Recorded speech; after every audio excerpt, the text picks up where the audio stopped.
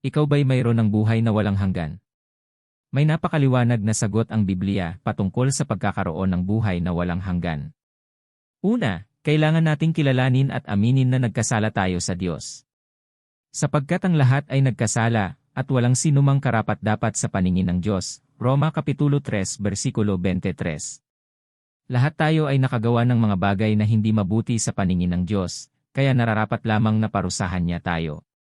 Dahil ang lahat ng ating mga kasalanan ay paglaban sa walang hanggang Diyos, ang kanyang kaparusahan sa mga nagkasala ay walang hanggan din naman. Sapagkat kamatayan ang kabayaran ng kasalanan, ngunit ang kaloob ng Diyos ay buhay na walang hanggan sa pamamagitan ni Kristo Jesus na ating Panginoon. Roma Kapitulo 6 versikulo 23. Si Hesukristo na walang anumang nagawang kasalanan, unang Pedro Kapitulo 2 versikulo 22, at walang hanggang anak ng Diyos ay nagkatawang tao, Juan Kapitulo 1 versikulo 1 at 14, at namatay upang bayaran ang kaparusahang nararapat para sa ating mga kasalanan.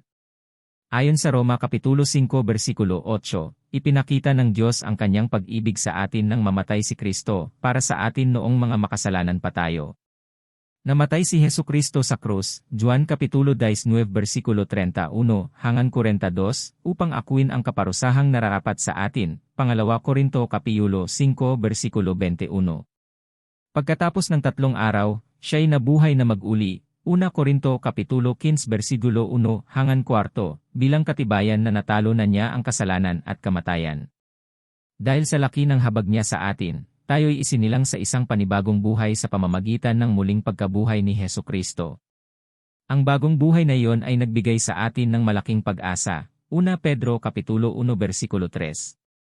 Kinakailangang manampalataya tayo kay Hesukristo at talikdan ang ating mga kasalanan. Mga Gawa Kapitulo 3 versikulo 19.